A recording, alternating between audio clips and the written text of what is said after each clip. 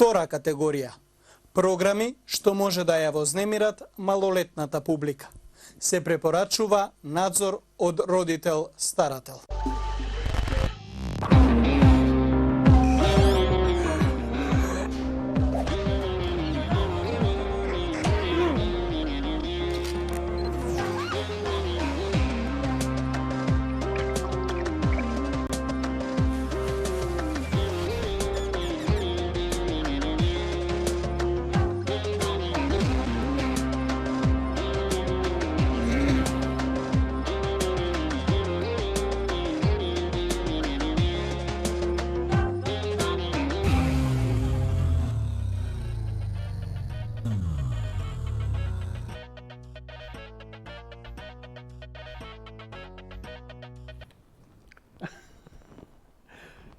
Не, добар кадар. Така стои.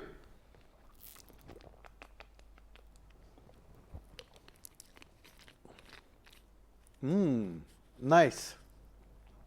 Фанта извадиле некое ново сокче. Бидејќи е zero sugar, ја одма вака 3. Лайк. Драги мои пријатели и пријателки, добро вечер и добре дојавте уште едно издание. Јади Бурек на ТВ Сонце сме. Се уште, фала Богу. Живи, здрави, добри сме, тркаламе. Се надевам дека ве наоѓам во добро расположение, дека сте добро, па и треба да сте добро. Имавме убав празник, преубав, имавме светла седмица. Христијаните се изнарадува, муслиманите се изнарадува, наолку позитивна енергија, мислам, што да ви кажам сега, греф е да се пожали човек. А дека си имаме мака, си имаме мака. Секој со својот крст, секој со својот товар и тргај, што најдобро можеш. Што се однесува до политиката, научивме дека јајца од ној се многу битни за исхраната.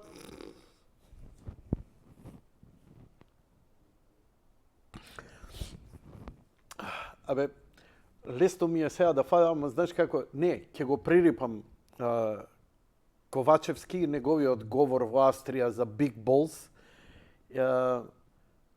Само да кажам една работа.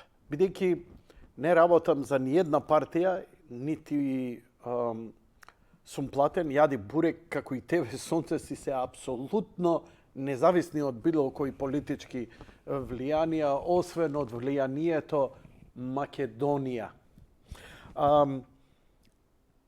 Кога сакаш на англиски да покажеш малце сила, да тропнеш на маса како Хрушчов во Обединети нации 62 или како Бранко Црвенковски 96-та. Не може секое племе да има своја 98. Не може секое племе да има своја држава.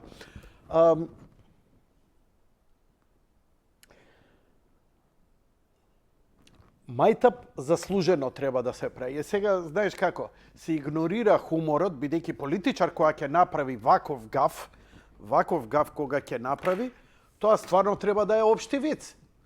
На крајот на краиштата политичар е, јавна личност е. Ја да киксирам, мене, например, знаете што ми вадат? Мене ми вадат кога ќе направам некој ефект, оние како цртани на филмови. И сега само ова ќе го извади што го направи во ефектов и ќе го стават на Твитер. Глејте го Јанко идиот будала. И да, одма, знаеш, му летнал мозокот, му ово, онам. Знаеш, оние 42, Джото, Сплинтери, свестете се тие партиски дикосакери. Сакам да кажам друга работа. Бидејќи заради поделбаве и одма се, што ти партиски? Џони, да излезеш со така лош акцент на англиски. Разбираме дека човекот не... Ама, знаеш како, кога држиш говор па во една Виена, во една Австрија, сите имаат преведувач. Кажи го бе на македонски, кажи го на кирилица, кажи го, ќе ги преведат. Нели? Дури и твојата смисла што сакаш да ја кажеш ќе звучи подобро. Не, он англиски да се покаже. Добро, кај овој претходник од негов. Англиски со компир уста и како шкотландјанец кој има доживеано мождан удар и му се враќа помалце англискиот.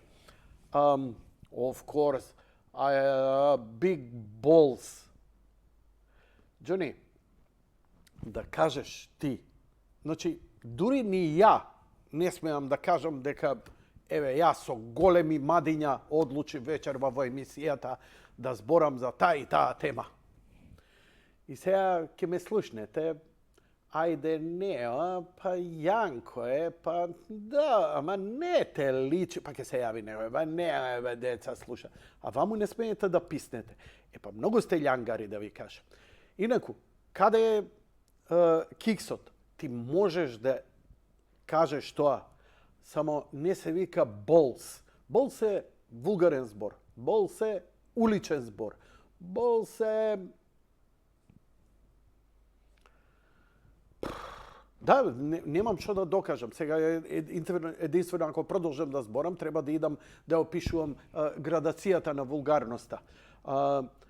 Иако мене ми е јасно дека нашиот ни ценетем сака нем почитуван премиер сакаше да покаже колку она храброст, big balls, бидејќи, нели, big, знаеш, па има и латино израз, уште подобар.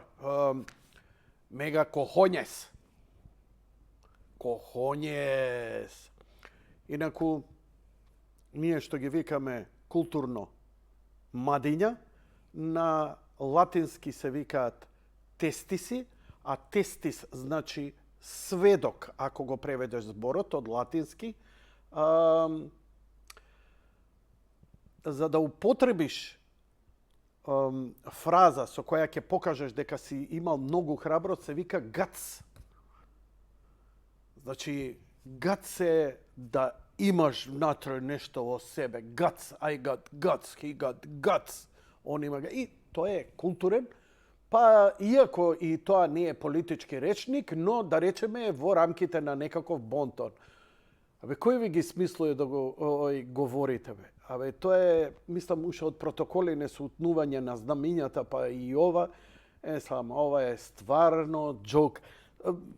Просто незамисливо беше ова нешто вакво во времето на Бранко Црвенковски, Груевски, мислам, државни продо, онака имаш чувство, бре, брате, дека се наоѓаш во држава. Утнување на строфа на химна, Бог да чува и да брани. Бог да чува и да брани.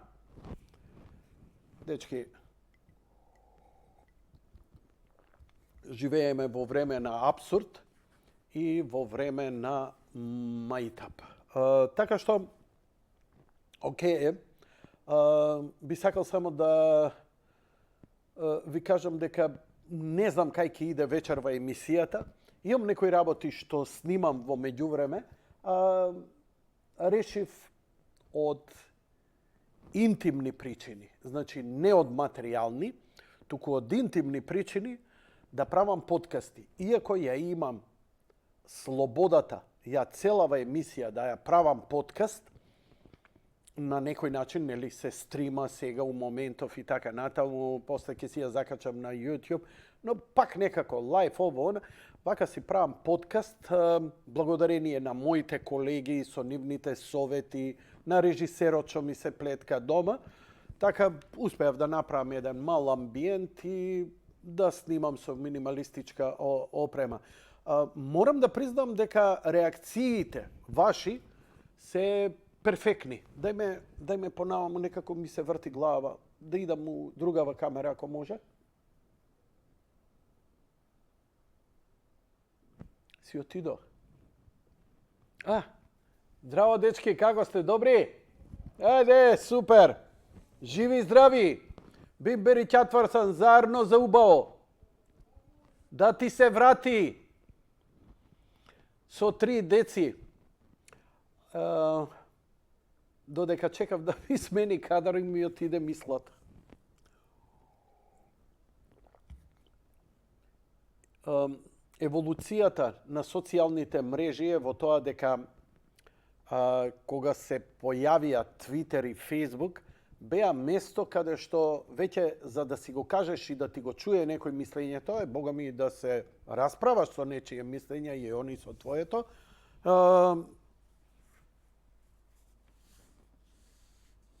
Мислам дека Фејсбук и Твитер ја направија таа револуција. И тоа беше запишаниот збор.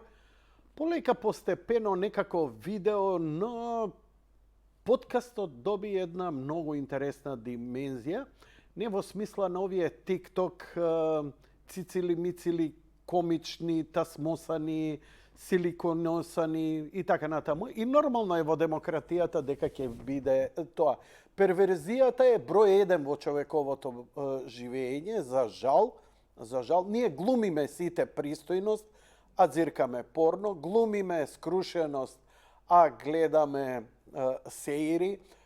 Ние сме продуховени, а особено на Фејсбук ги читам. Море цитираат историја на МПЦ, на православие. Абе, мислиш, Господ пратил нов пророк по земјава гази, али цинизмот политички, оној бил лигња, овој мадињата му се гледале, овој оној, и после 2-3 пак светопреображениот наш препродуховен, абе дај, или само тоа прави го, или не го прави, сега не биде. Јас сум шизофренијата. Ја идам у тие крајности, ама јас искрено да ви кажам, идам свесно затоа што сум јавна личност, затоа што реакциите кај мене се многу големи и кај мене понекогаш морам да признам дека и намерно провоцирам, дури и кажувам, објавувам работи за кои не ги поддржувам и не ги мислам, но ме интересира каква е unbiased реакцијата. Зошто? Ако објавам, например, некое видео со кое длабоко не се согласувам, или фотографија, или нечија изјава, имам многу пријатели кои ме почитуваат и за овие 23 години тркалање на јади бурек сметаат, знаеш, онака, Јанко, поддршка, да, добро го кажа и така натаму. Но оставам малце простор да не ги насочам во мојата мисла и во мојот став, па макар нека бил и правилен и Божи и шо ти ја знам, туку да ги насочам во искрен, колку и да е лош некаков искрен став, па и да не се согласиме. Например, има само една работа која ја злоупотребувам. Кога ќе објавам нешто за православната црква мојата мајка, Македонска православна црква, Охридска архиепископија. И тука морам да кажам дека бев малициозен, дека малце лукаво играв, но иако вие ќе го оправдате, неоправдано е, бидејќи христијанин треба да трпи. Црквата треба да трпи. Црквата треба да биде и напаѓана и омаловажувана, затоа што само низ таков процес црквата се зацврснува и се чисти од ѓубрето. Имено, Македонската православна црква, синодот објави дека нема средства да ја доврши црквата Свети Константин и Елена во центарот на Скопје на улица Македонија. Ја одма знаев шо ќе бидат реакциите и оние медиуми СДК, МДК, КДК, ДДК, дикики, кикики, рикики, микики, одма ги објавуваат, ама знаеш како она не даваат свој коментар као само насловот што го даде синодот. И нормално, бидејќи ние сме поделено општество, партиските од ВМРО, од ДПМН, од ДУИ, од онаа партија, они многу ретко и со многу страв ќе искритикуваат дури спротивната страна ако не видат дека нивниот центар дал таков налог. За критика на некои нивни не доаѓа во обзир, па макар да побарал нивните деца да бидат сексуално злоупотребувани еднаш неделно на училиштата каде идат. Ја ви гарантирам дека било кој лидер на било која партија ова да го каже, од нивното членство, од неговото членство нема да има реакција, ќе има преќутување, ќе го напаѓаат другите. Но кога има некоја реакција од МПЦ, пазете, ива за ова да го направеше. Не можеме да ја доградиме џамијата, ве молиме помогнете. И тоа е многу легитимно. Или еврејската заедница, сакаме синагога во тој град и така натаму, немаме средства, ве молам помогнете. Или никој немаше да писне. Но кога е МПЦ во прашање, ти не знаеш. Тоа е една булумента од Шилјо Курани, која својата сила и храброст ја покажува само во момент кога е во прашање МПЦ. И тогаш почне да плюка по попови, по црквата, джипови и така натаму. Тоа е стара удбашка тактика. Уште во минатиот систем црквата као имавме, црква се возобнови и така натаму, но целото свештенство беше под строга контрола и диктат на удба. Освен во духовната сфера, да не застрани политички од патот на темпо и така натаму, што и тоа е разбирливо, ама барем во верата не можеа да се мешаат во символот на верата и во суштината. Но, за да народот не се охрабри и не се осамостои, а да има добро мислење за владеачката каста, ете као ние пуштаме демократија, гледаш, а и на запад, знаеш, кој ќе отидат кредити. А знаете зашто го правија? Не толку за народот, што ќе се буни народот, го дигаа на клоци. Кај ве тепаа не смеевте да писнете. А особено геј популацијата беше секојдневно, масовно тепана, малтретирана. Се сеќавам последниот случај кога ги начекаа хомосексуалците во МНТ 90-ти години, ги згрбавија од ќотек. Знаете што бидна со тие хомосексуалци кои беа малтретирани, живувани, претепани? Денеска се членови на СДСМ. Еве, одговорно ви викам, по име и презиме ги знам тие луѓе. А кој ќе се сети, пошто во Весник ја читав, се викаше аферата спуштени гаќи или спуштени пантолани. Тоа е. И еден од нив што беше, стана нивни првоборец.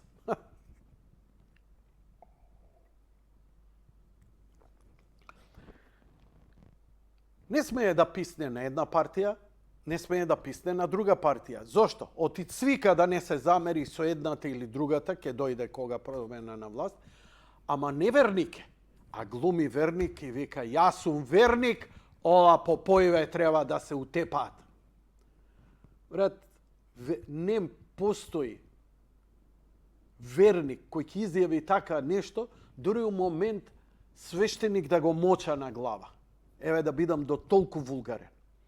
Затоа што апсолутно онтолошко промашување што е суштината на верата и страдањето и што нашата вера проповеда. Нашата црква е институција составена од луѓе. Иако е Божја творба, она е сепак институција земска и е составена од луѓе. Луѓето се грешни, ама ни приближно како свештенството негде другде. И нормално, истата работа да ја побара било која друга верска заедница не смее да се писне. Но, кога е МПЦ во прашање, хистери, и то со име и презиме. Значи, прво, нема страф од Бога. Второ, не е верник, а глуми дека е верник. Тоа се оние кои вика, јас сум православен и христијанин. Идеш у црква? Да бе. Еве, вчера бев. Кога вчера си бил? Понеделник. Што си барал у понеделник? Запалив свеќа. И кај те, па вера е тоа?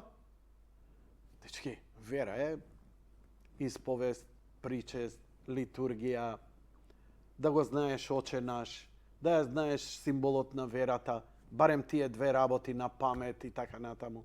Исповедната,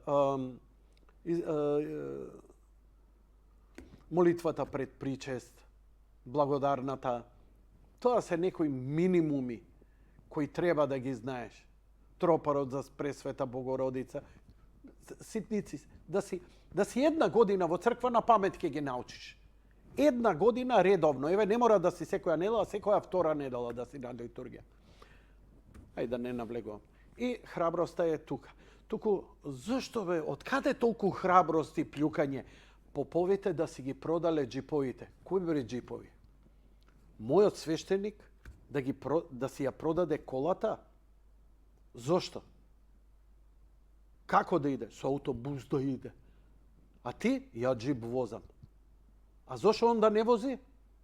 Па не треба да вози.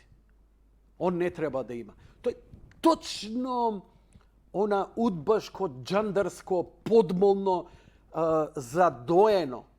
И он верува на една атеистичка номенклатура, која од секогаш работела против интересите на Македонија, на македонците, на Македонската православна црква, во смисла за да профитира од тоа. И вие тој наратив го продолжувате. Знаете кој е првиот наратив кој почна? Што прават поповите унутра кога спремаат причесната? Лапаат лепи вино. А ти, деме, гладни ние, народот, гладни, они лапале, брате. Тоа е поганштината на добар дел од народот и храброста да плука таму. Но зашто е храбар? Ова ве прашувам. Зашто сте толку храбри да плукате по Македонската православна црква? Затоа што најхрабар е македонецот кога знае дека некој сигурно нема да му врати. А бидејќи е неверник, он не верува дека Господ има врска со ова и така натаму. Он викува, ја Госпо со Т.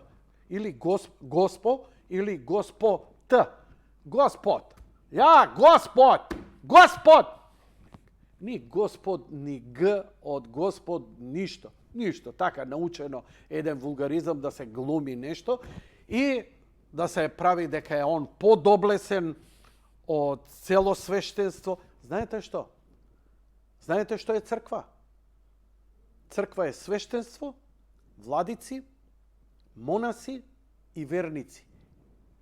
Сите до еден се исто во рангирање како службеници пред Бога. Толку да ви кажам. Сите. Тоа што некој е поглавар, некој е владика, некој е свештеник, некој е монах, тоа се само чинови на покривање на одредена област во работењето, како и ние верниците, кои се нарекуваме мирјани. И таа храброст што имате, но истото да го намирисате и да го чуете за некоја друга верска заедница, не смеете да писнете, брате. А зошто не се писнува? Не дека нема. Ја викам дека секоја религија, секоја религијска структура составена од луѓе, си има своји гревови кои и реално се подложни на критика, на јавноста и на јавниот суд. Но зашто не се таму се јаде ќотек. Затоа што ќе изедеш бурек за некој друг, има доволно некој кој ќе му прекипе, бидејќи кај христијаните ако прекипе, знае дека треба да му прекипе и треба да бара смирение и е благодарен за таа нам. Ама кај другиве нема лабаво. Доаѓа, шамара, дига на клоца и па ако треба и метак на чело или ќе те најдат у бетонски. Не зборам за Македонија, зборам генерално во светот. Што се случи со Шарли Ебдо? Тераа мајтап, така? Тераа мајтап со нешто што е светиња за една цела религија во светот. Не му летаа 500 шмајзери и ги измасакрираа. Така. Но, такво нешто во христијанството многу тешко ќе видите. Многу ретко ќе видите. Затоа е тука храброста. Што сум ја. Глеј сега што ќе кажам. Потоа джипоите нека ги продадат, ќе имаат овакво. А твојот партиски кој ја испокраде државата со мерцедеси, секој втори, трети месец нова службена кола, таму не се писка. Таму не се писка. Знаете кој им ги дава джиповите на поповите? Јас. Јас им ги давам. Јас, верникот. Ние кои идеме у црква. И сакаш да ти кажам како размислувам? Сакам мојот владика да има најдобар джип, затоа што му го знам подвигот. Колку се гори себе си да покрие цела епархија, градови, села и манастири на најнедостижни места. Јас се сеќам мојот владика кога дојде од скромност кутриот на Старо зема пезетка. Да, пезетка, лада. Старина, а ние. Па после месец дена се распадна колата. Зошто? Затоа што требаше на еден манастир горе на планина, на друг, на трет. За месец дена па околу 100.000 километри.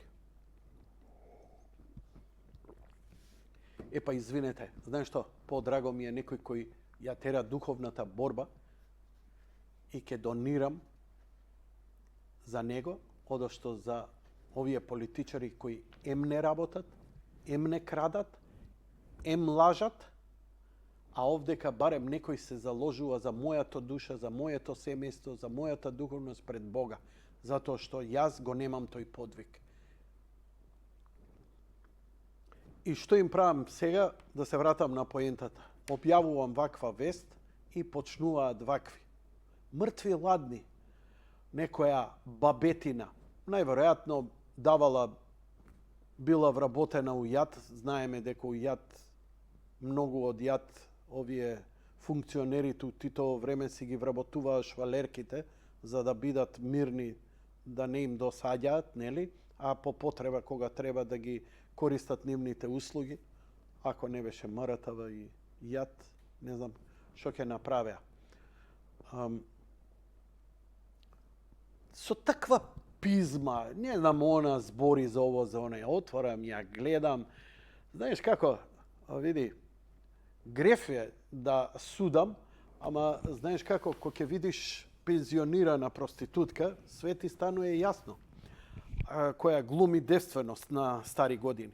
И ги оставам, и се јадат бурек, и јадат бурек, и јадат бурек, едни, други, трети, и на крај, после 3-4 дена, thank you very much, банирање, за да не само, пази сега има опција, не само да банираш, туку да ги банираш и сите идни профили кои тој лик би ги направил, за да не може ни да ме следи, ни да ме гледа. Нели, ама ќе речеш, Јанко, има ли луѓе? Знаеш што? Имам 70-80 следбеници. Стварно премногу е. Јас сум преблагодарен. Ама не ми треба секој идиот и будал. И зашто да ми го погани зидот? Јас сум демократијата, имаш твој зид, па објави кај тебе. Така, демократија, молим, па еве, објави на страната, на СДСМ, објави на зидот на ВМРО, објави на зидот на ДУИ, па расправај се таму, објави на зидот на ВМРО, на МВР. МВР. Фино, ми се свиѓа. Ако е ова лапсус лингва future to come, ВМРО ќе биде МВР. МВР ќе биде на ВМРО. Најс, ми се свиѓа.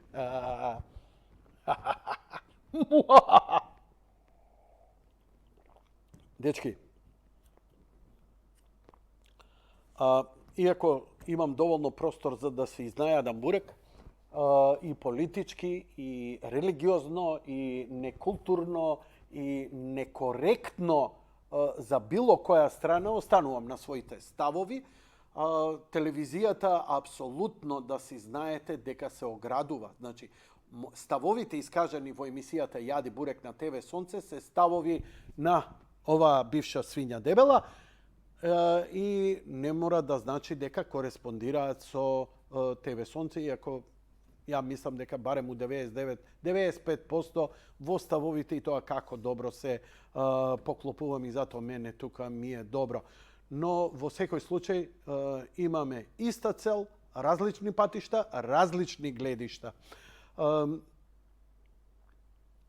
Реков дека многу во демократијата придонесе Твитер, особено и Елон Маск, што го зема Твитер и го слободи од трансгениталната булумента која апсолутно владееше и ништо спротивно на тоа не можеше таму да писне, освен ако не е маргинализирано крајно до нечитливост. И Фейсбук, кај што веќе со видеото луѓето се охрабруваа, се снимаа себе си, обично снимаа глупости. У демократијата, и што направивте денеска? Го снимил кафето. На плажа си ги снима нозете. Потоа профилните слики со иста фаца. Дај ме поблиску. Чекај да видам. Да не ги разбудам, мои колеги. Не тамо бе. Ваму мене. Тука. Со иста фаца ваква. И сликани од овде. За женските, дечки, кога се сликате од овде до овде, џабе се сликате. Знаеме дека сте дебели. Кога се сликате на плажа и детето го ставате пред вас, џабе. Знаеме дека сте дебели и се криете. Посимпатични сте ако не се криете. Па што објавуваш слика ако сакаш да си ја сокриеш дебелината? Сакаш да ми излажеш дека си манекенка или ти манекен, или сакаш да се излажеш себе си. И во таа лага ние толку отидовме аут. Да, за да и се изгледа абнормално, бидејќи Ме Вест, Je ne suis pas un ange, позната актерка, 30-тите и 40-тите од Холивуд, викаше за да изгледаш на екран природно, во реален живот треба да бидеш крајно неприродно. И жените почнаа да се ботоксираат, да ставаат силикони, да ставаат задниците. И сега некој ќе ги критикуе жените. Да, стварно е тоа грозно што го прават, но зошто го прават? Што мислите?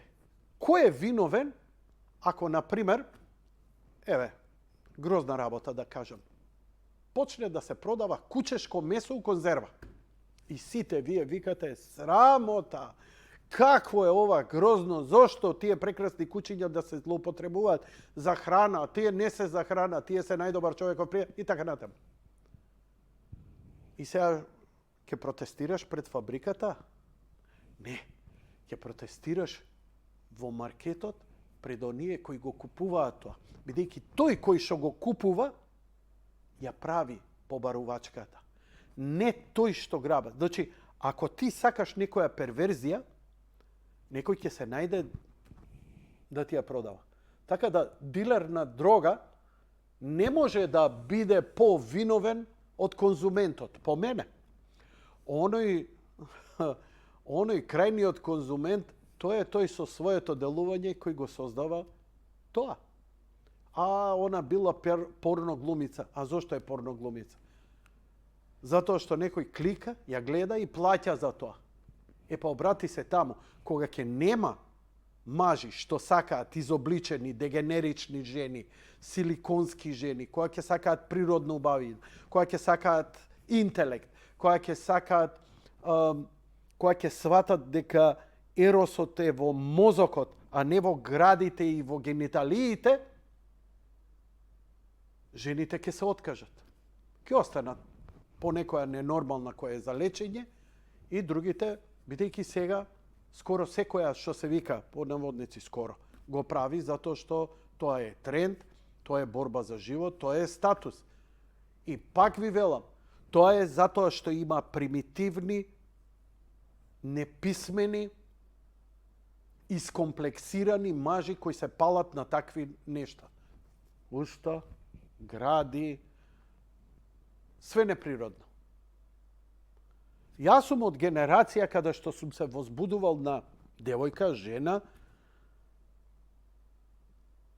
само од тоа што сум се обидувал да наслутам во она некоја нормална облека, да речем некоја нормална пристоја, дека она има привлечно тело или што ти ја знам. Ама кој ти гледал изглед, бе? Не само кај нас, во цел свет. Тоа е таа перверзија. И ја имам често пати повеќе потреба 23 години редовно ве слушав. Мислам, ме научивте многу работи, драга моја публико. Вашите коментари, јавувања во живо, вашите писма на мейл, на Viber, коментарите на YouTube, на Facebook. На YouTube ги исклучив, не е битно. И ме предизвика потреба да направам уште неколку работи. Имено, пред 7 години, кога ослабев исто олку, поинаку беше времето и со вечери се утепуваа телефоните и ми бараа совети луѓето како да ослабат, како сум ослабел и така натаму и така натаму. Но овој пат мислам дека многу подобро е тоа што можам сега да си снимам подкаст, кој е малце една олабавена форма. Во 3 сабајле ќе отидам, ќе го снимам кога ќе ми дојде инспирација. Овдека е малце потешко, прайм тајм, со екипа, камери, светло и така натаму, една друга димензија е емисија во живо. И така да си направив еден подкаст, прво и за филм. Значи, за да не ја гушам постојано емисијава, ја имам огромна потреба, сум голем филмоман, редовно гледам филмови и серии, имам потреба да го кажам мислењето. И искрено да ви кажам, се потешко ми е да пишувам големи и долги текстови. Можам многу кратки текстови, ама подкастот ми е полесно да се изразам. Како седнав да го правам подкастот, дојде и оној мојот режисер, дојде и овој другиот, Максим, и дојде и овој другиот, Виктор, кој никогаш немал никаков афинитет за се појавува пред камера или да се појавува во јавност и така натаму. Но и исто така син на татко, фанатик за филмови. И го направивме подкастот кој се нарекува Одиме на кино. Баш онака по-скопски, разговорно, Одиме на кино. Можеш да го дадеш сега. Одиме на кино. Имаме 2 епизоди. Третата е во правење. Првата епизода беше скоро сат и 10 минути се утепавме од зборење, која после гледање на филмот Џон Вик. Џон Вик четворката, документаристички, толку имаше реалистички многу да се каже за него, си зборивме сите тројца и сите сватија овдека, свативме дека имаме навистина потреба. Овдека јас и Виктор зборевме за филмот 65. Инаку тоа е филм со Адам Драйвер. Се збори за филмот кој се вика 65, ама во суштина е 65 милиони, пред 65 милиони години. И се работи за така нареченото големото чистење кога метеорот паѓа и ги уништува сите. Научно-фантастичен филм, паѓа селенски брод со луѓе кои не се од земјата и кои се обидуваат да преживеат бркајки тајминг да побегнат од планетата Земја во моментот кога паѓа големиот метеор кој паднал според сите теории пред 65 милиони години и го минимизирал животот на само 2 или 3% кога се уништени сите диносауриси и скоро целиот живот свет еден голем ресет кога е направено. Што се однесува до вториот подкаст кој го правам, се вика Слабеам, значи постојам. Овој подкаст го направив за каде што ќе слабеам, значи постојам, каде што ќе ги споделам моите скоро преку 2 децении искуство. Прво, медицинско, со сите болести, слабости и утки, како и рецепти. Бидејќи сум човек кој ги пробал сите диети, да кажам, кои диети ми одговарале, кои не. Може би некому ќе му одговара, може би некој му одговара некоја друга. Значи, има многу трикчиња, има многу работи, многу луѓе сте ми помогнале, рете со моето знаење негде да го оставам, кому му е интересно, нека погледне. Јас сум благопријатно изненаден дека 1300 гледачи го изгледало ова само за еден ден.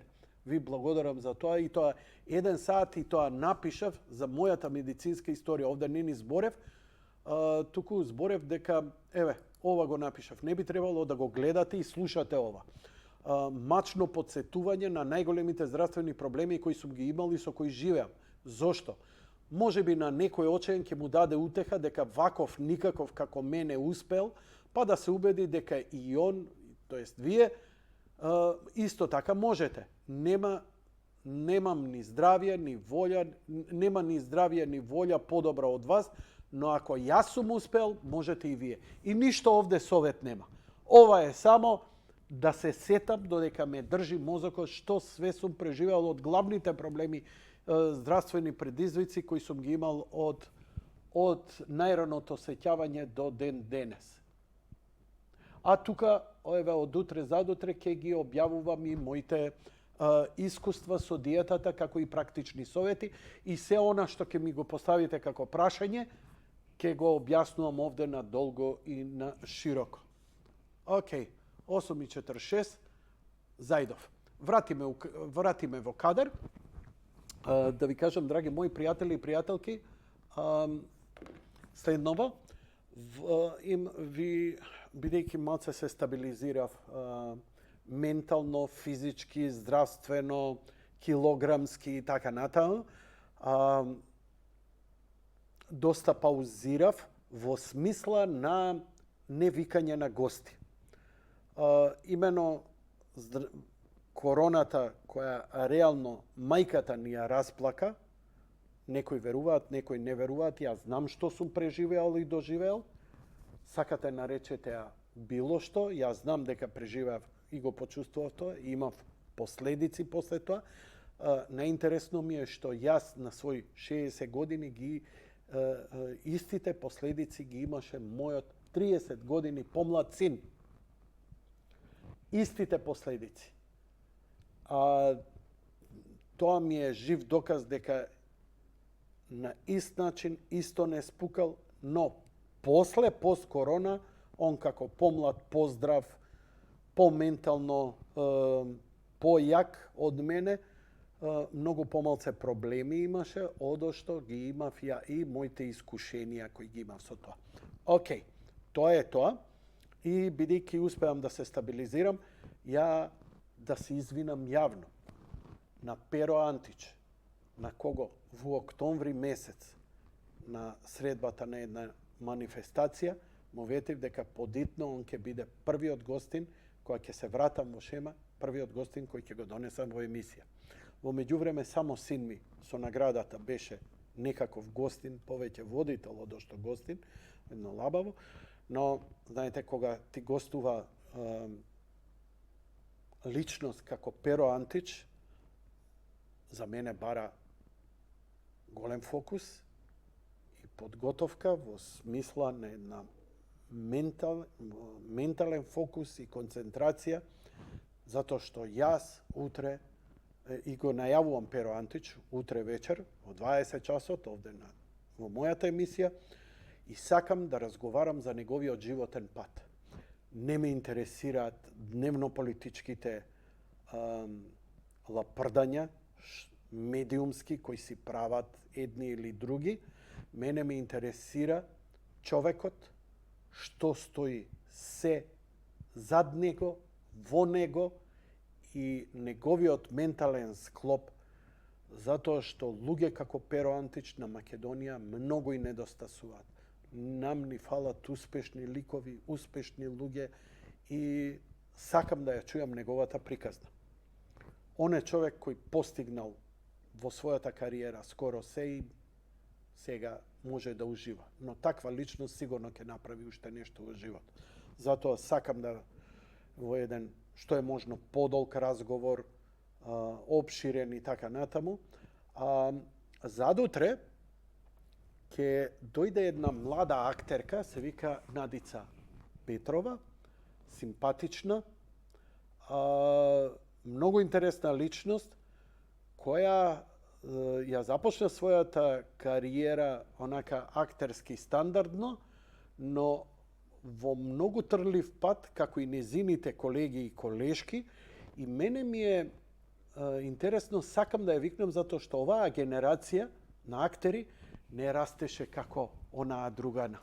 или е МНТ, или е драмски, сето тоа одобрено од кабинет, секој од добри швалерско-партиски врски, иако несомнени таленти произлегува, нема зборно, ама се знаеше со Чиф Амин. Ова се луѓе кои сами пливаат против струјата, или ако пливаат во струјата, сами преживуваат, сами се борат во еден мизерен филмски пазар како што е Македонија. Така што ќе ми биде интересно и предизвик еден млад актер од ваков калибар. И тука негдека веќе со овие две интервјуа започнувам и потоа почнувам, мислам дека ќе тераме, што се вика, секој дневно со интервјуа. Ако имам некој празенот или одвоено, гости ќе бидете вие, почитувани верни гледачи, со вашите приказни, ако вашите интервјуирани сте многу пати, едниот разочаран, другиот радосен, третиот Ченто, четвртиот Тито и така натаму, но убаво е да се слушне и тоа од време на време, не мора секоја вечер. А сега, драги мои, во продолжеток, јас ќе ви пуштам од подкастот.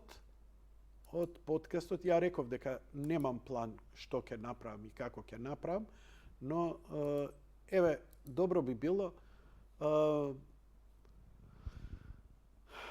што да идеме? Џон Вик четворката? Или не, ќе одиме јас и Виктор за една, пазете, се ова е снимено експериментално, на мобилен телефон, без светло, непрофесионално, бидејќи и самите си испробуваме што може и така натаму. Дајте ни рок 6 месеци, па тогаш може би ќе направиме професионален продукт. Еве за филмот 65, леле, како не ја направивме? Знаеш зашто направивме подкаст? Не е готово за The Last of Us. Леле, какви брилијантни идеи има таму. Не, ајде, во право си одиме со Џон Вик четворката и размислувања. Имаме и професионални, и лични, и се. Поддршката ни е од Синеплекс.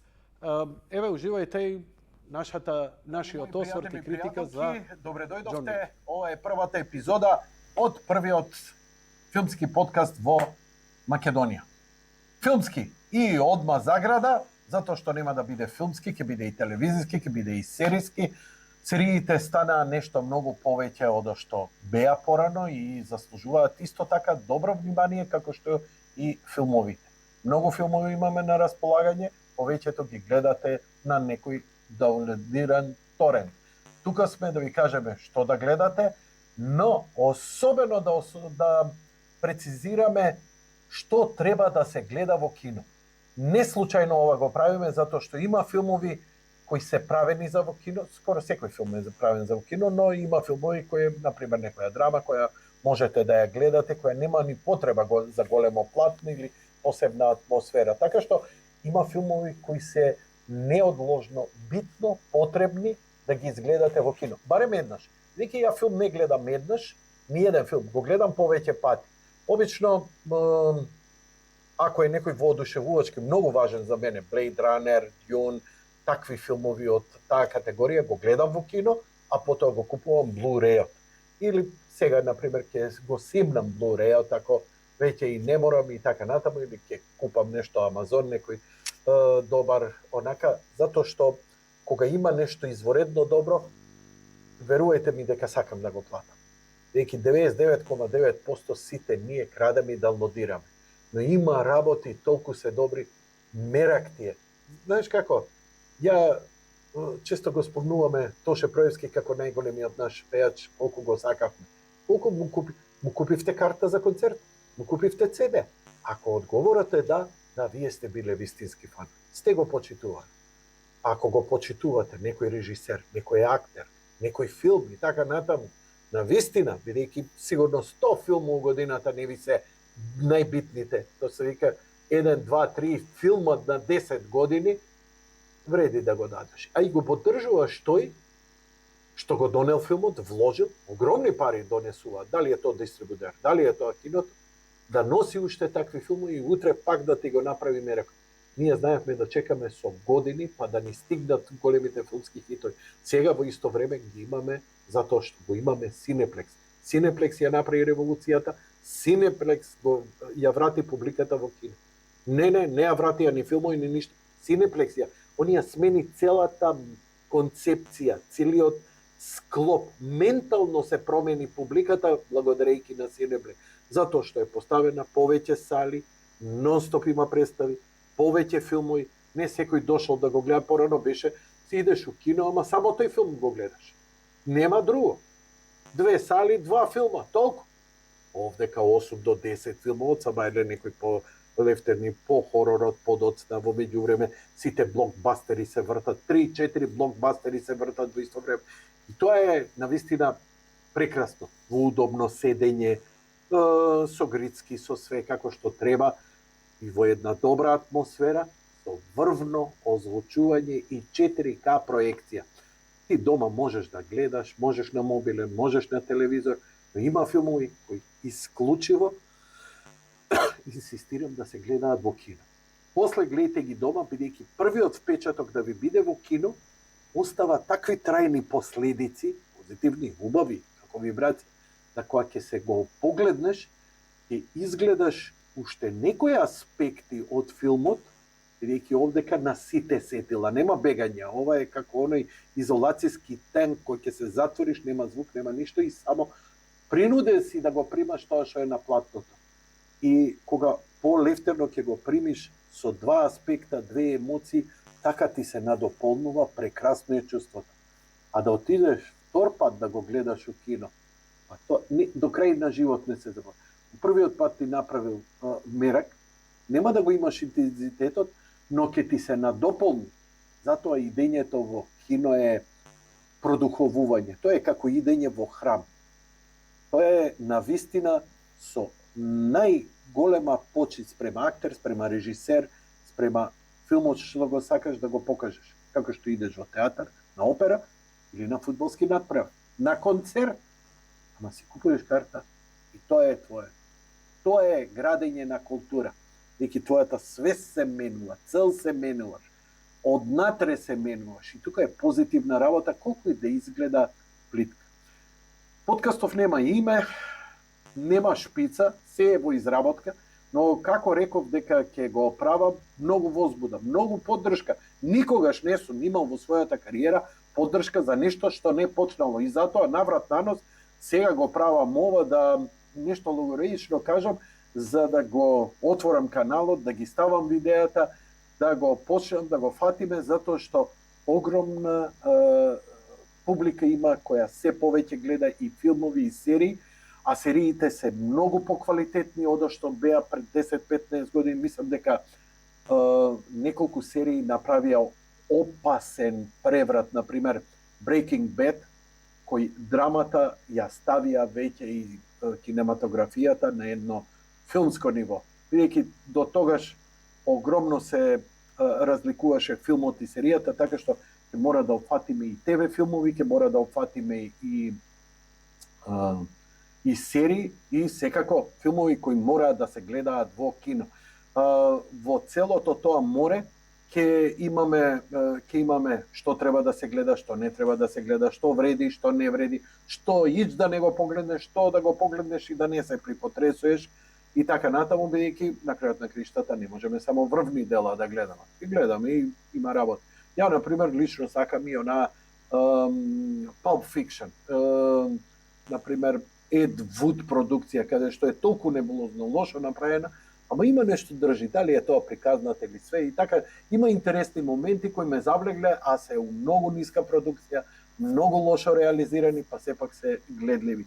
И тоа е убавината на оваа визуелна уметност, филм, телевизија, серија, што знае да даде перформанси еве да ви кажам како во спортот, например, кога некој аутсайдер ќе победи, кој што направи, кого тебе Реал Мадрид, Барселона, не могуче, види ги кои се овие. Така и со филмот, и тоа е голема возбуда и доста интересно, но бидејќи сум манијак, тоа е моето занимање, не висам по кафани, мене ми е седам, гледам филмови, серии, безброј, претерано многу и во тоа уживам. Во тоа уживам, благодарен сум на времево во кое живеам, никогаш не сум имал олко.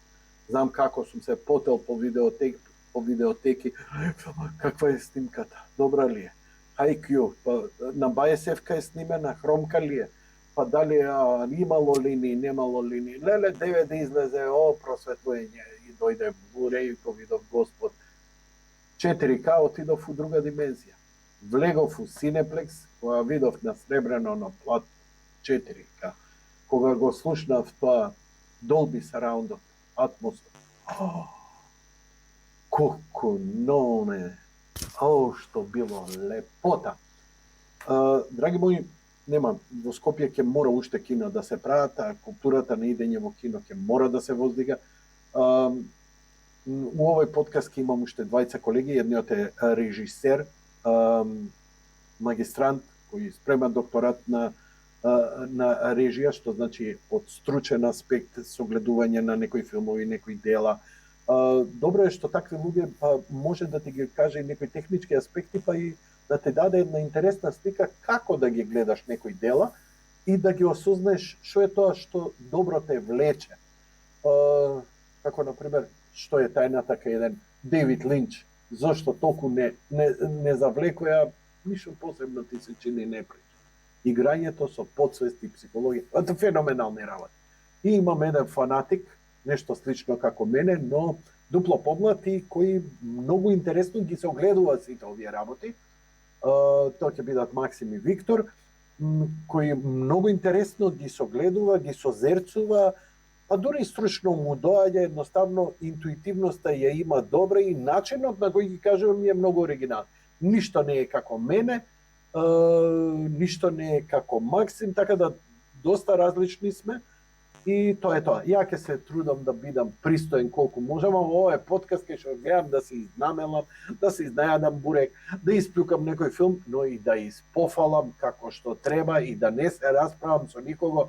Зошто било, како било, не бил тој, требало вој, нас контра, колку да се каже.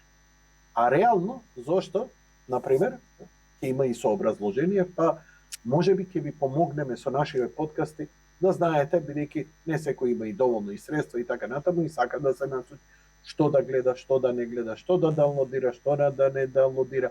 Едноставно тај менеджментот, времето ни е скапо кое го посветуваме и не сакаме да го губиме. Ете тоа ќе биде. Ќе ги анализираме филмовите, ќе збориме за едни проекти, ќе збориме за бивши проекти, ќе збориме за историја, ќе збориме за она што вреди, што не вреди, што треба, што не треба и така натаму и се повторувам по 70 пат. И сега треба она класично да се појави кој цртаните филмови, бок седен и да заврши. Бенг. Тоа беше се за почеток во безимениот. Наскоро ќе имаме и шпица и име на подкастот, ама не ме брзајте, ве молам, ова планирам многу долго да го правам.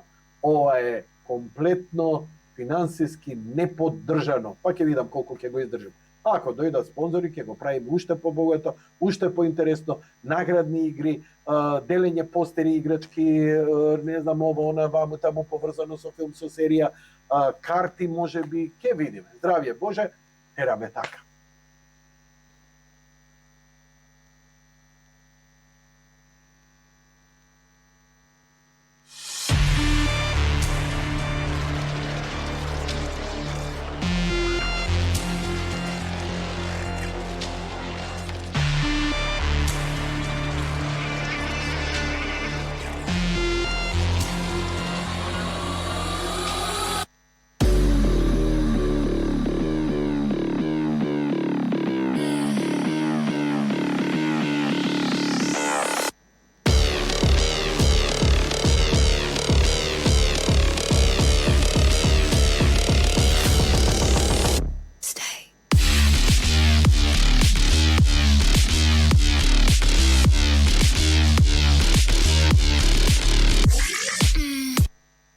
И сега подкастот за филм продолжува.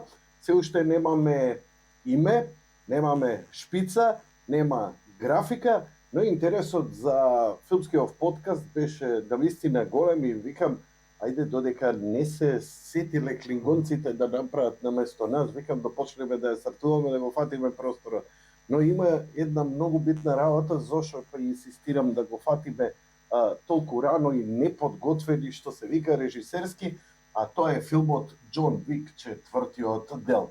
Со мене е Максим, режисерот, и Виктор. Виктор, што си ти?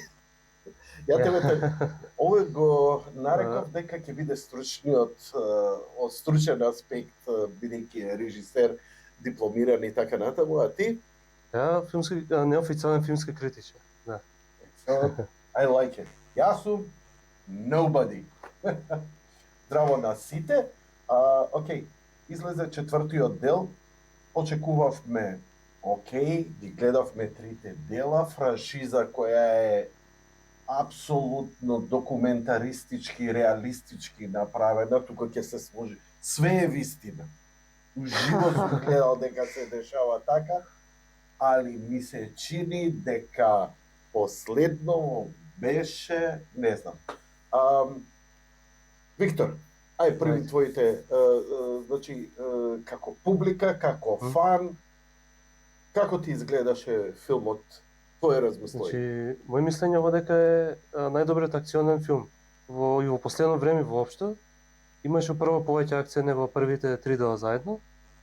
И цел филм траеше 2 сати и 40 минути, филмот што траеше 2 сати и 20 минути беше акција. Непрекината акција без да досади, без да забави.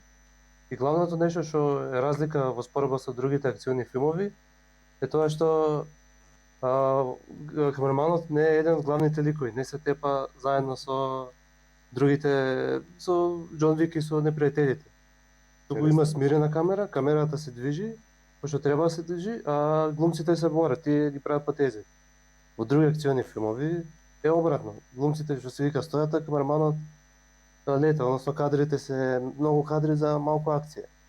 Го гледаше во кино, во Cineplex. Да, во Cineplex, да.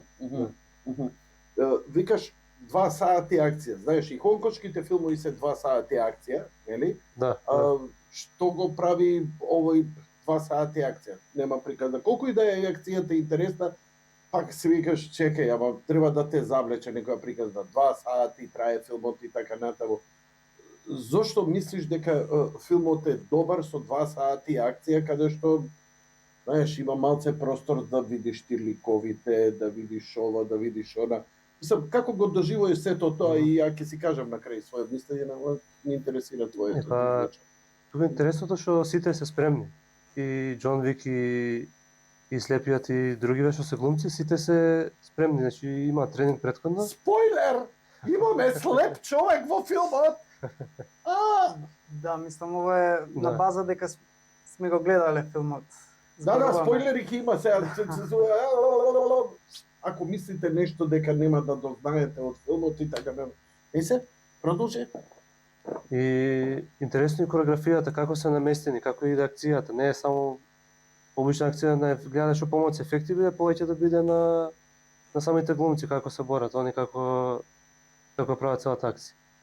Добро, тоа се некои детали да кажем, ама се општо, еве, како кажуваш како, например, да имаш, не знам, 2-13 години, тој му ја скрши титвата, супер интересен филмот.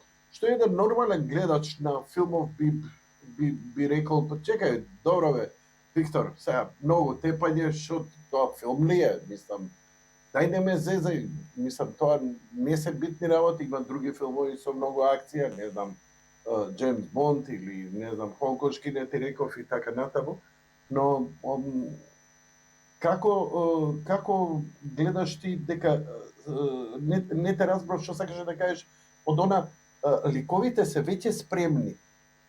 На што мислиш? Мислев глумците, тренингот што го имаат. Глумците за Па нели они стално тренираат, сите глумци кои ги гледам, они се веќе спремни.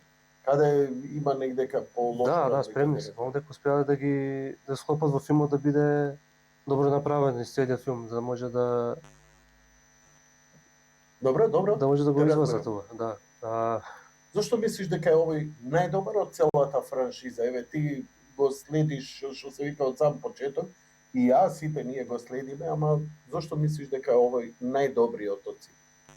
Па прво нешто дека има највеќа акција и направено да биде долга акцијата и да се менува и брза акцијата, откако се менува од место во место иде. Не заглава премногу долго на едно место, туку цело време се шета, цело време се движи и цело време се случуваат нови работи.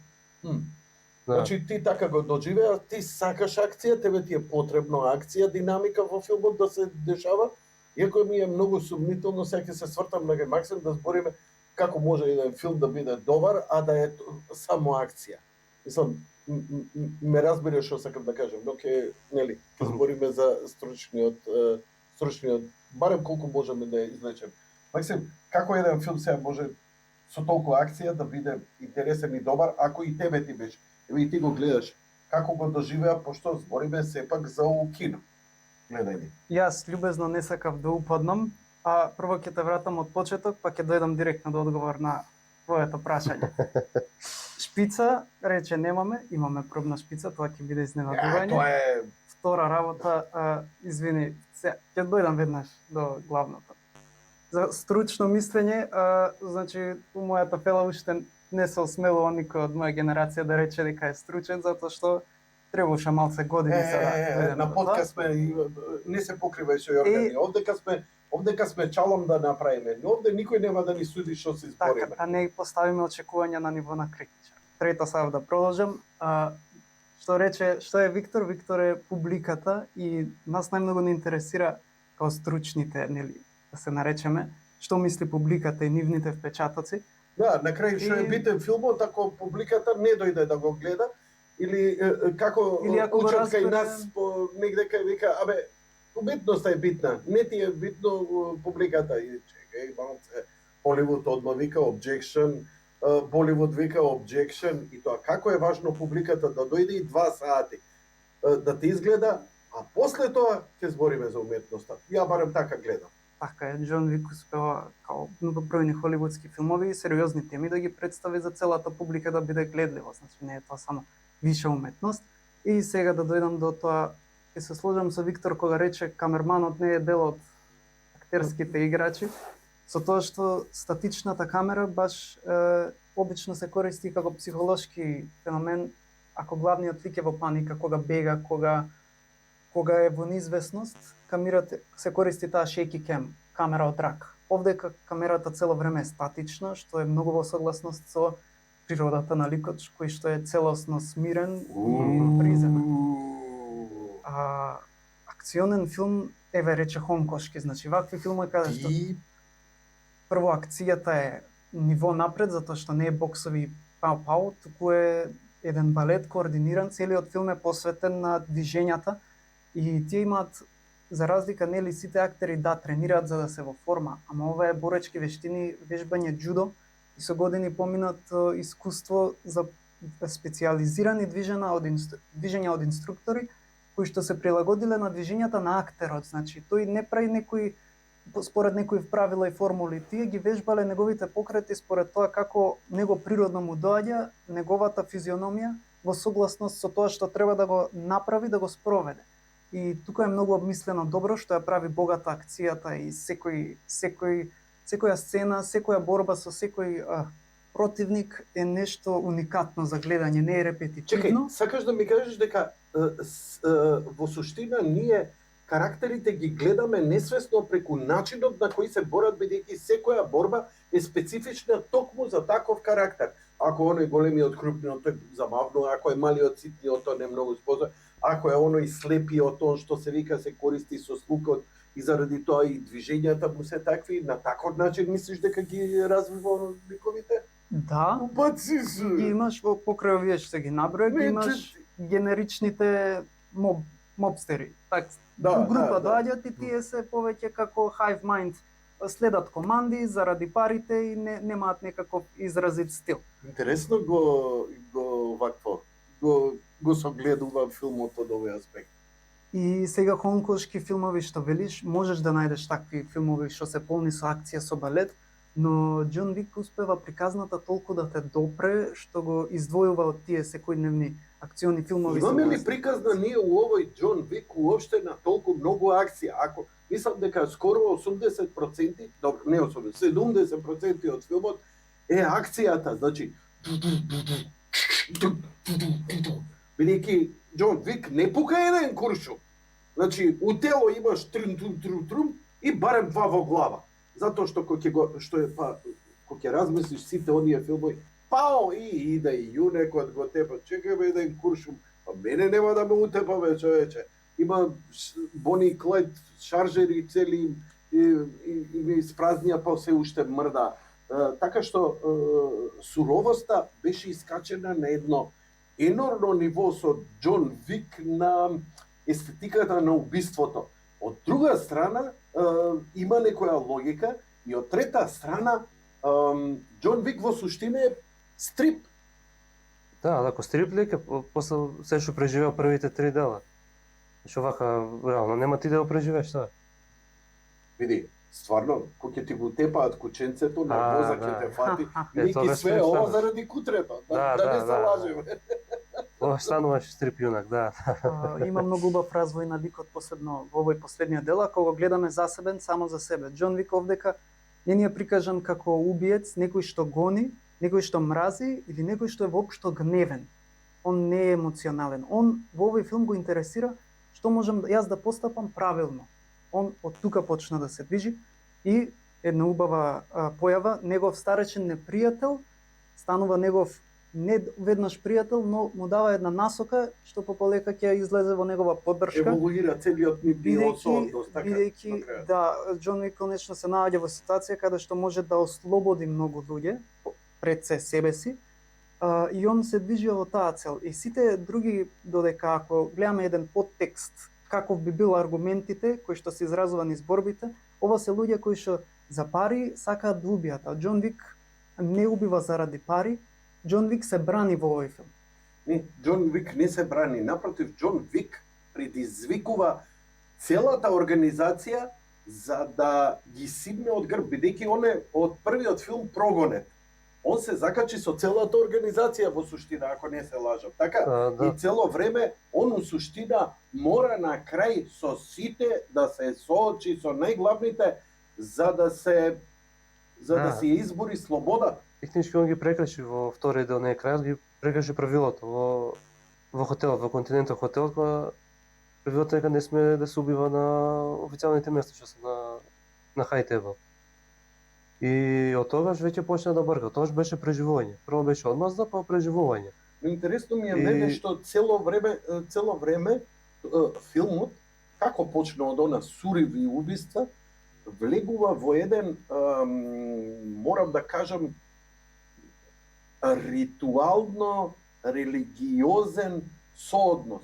Знаеш дека релацијата меѓу, да речеме, прво овие обичните убици се како аколити, овие се како некои возвишени властодржци или високодржци со еден минимален тон на Џон Смит и толку е она комуникацијата, нема непотребен збор. Иако цел филм дали е 350 реда текст, мислам.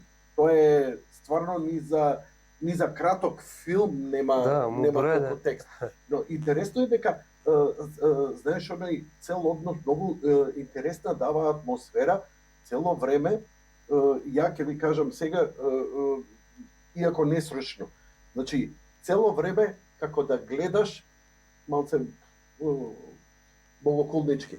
Знаеш, кога ќе влезеш у некој храм, без оглед која религија, има живопис некаков. И кога гледаш ти живописот, он е препон со детали што се случува од животот на светителот, кој е посветен или така натаму, или кога ќе отидеш в Систинска капела. Џон Вик е токму така. Ти имаш некој чувство, знаеш дека е нешто, дека не е баш, знаеш, дискотека, и застануваш мирно и како камерата бавно ја следиш една страшна... Кога ќе отидеш по храмови има голема динамика кога ќе ги погледнеш на све што е живопис.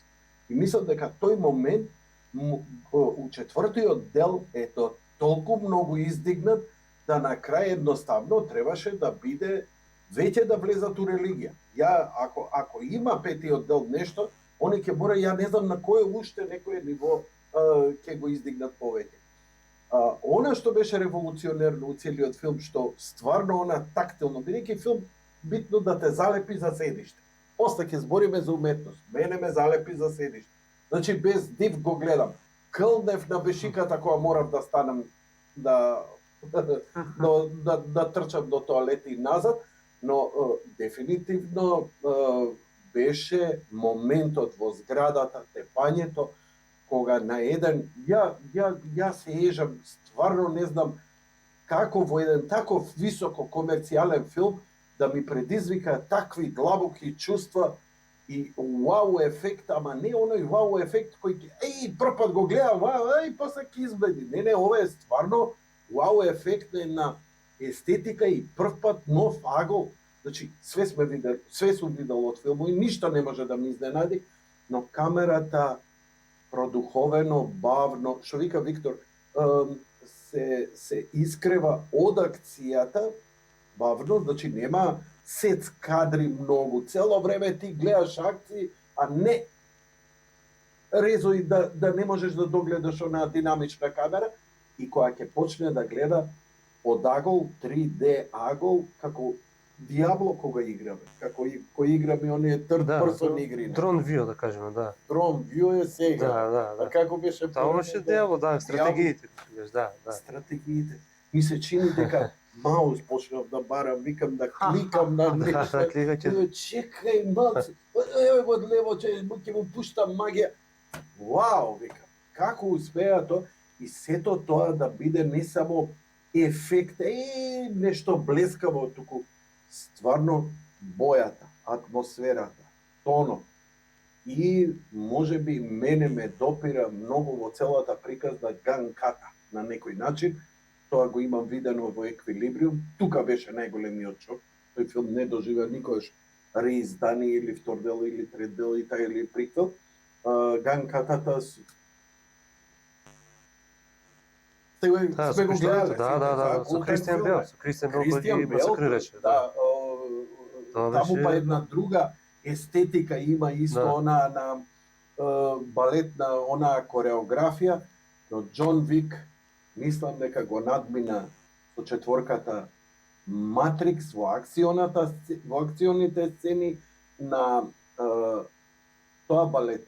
Значи целото чувство зошто ти гледаш акција, а имаш чувство дека чекај што е ова што мене ме влече, и ти исто како да си на балетска представа, Лебедово езеро.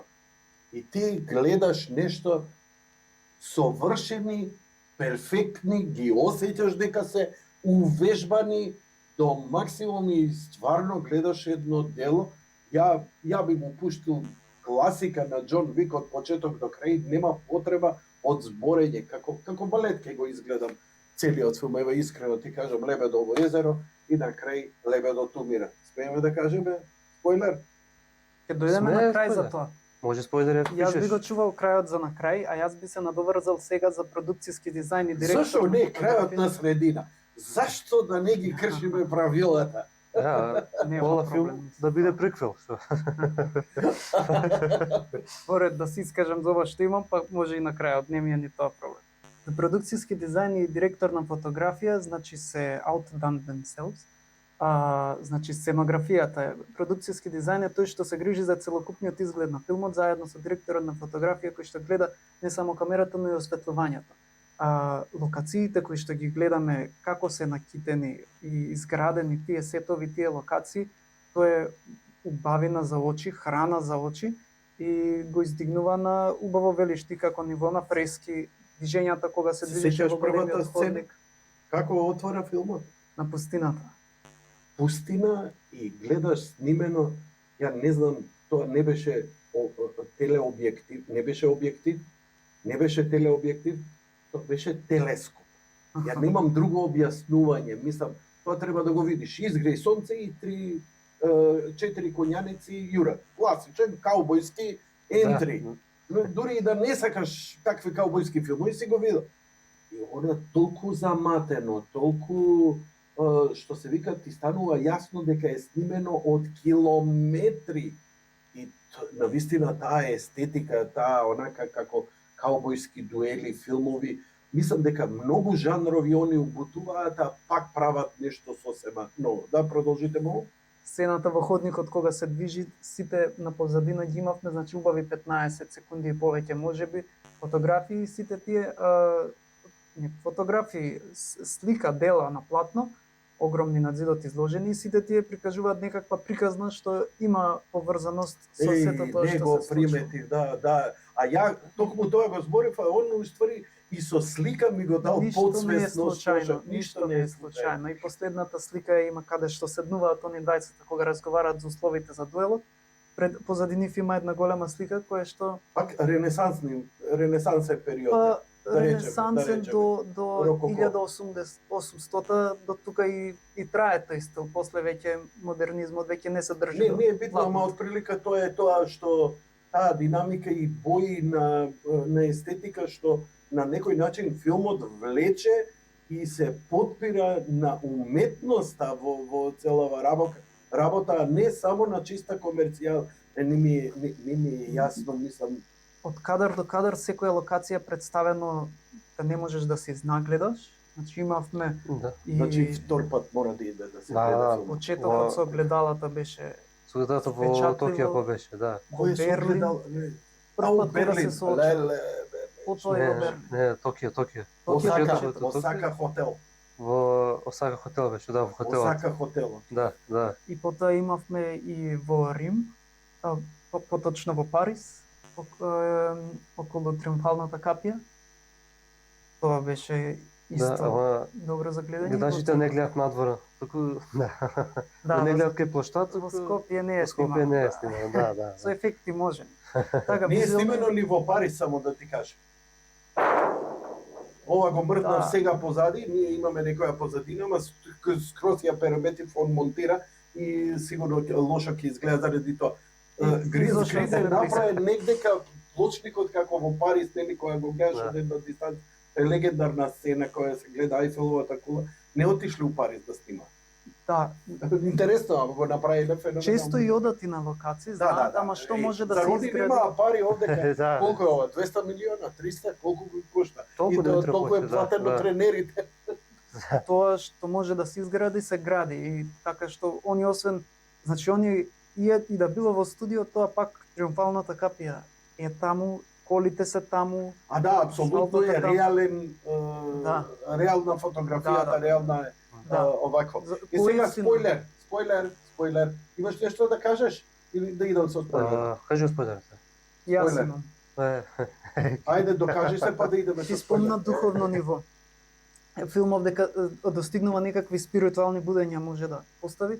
И овдека ние гледаме низ трите ликови кои што се во ниеден случај не се светци, но имаме духовно повозвишени вредности кај тројца ликови кои сега нели по Божја благодат да речеме, они ги надмоќуваат другите не само поради чиста вештина или некаков ум, духот тоа што нив ги влече да го направи е за малку повозвишено од обично убивање.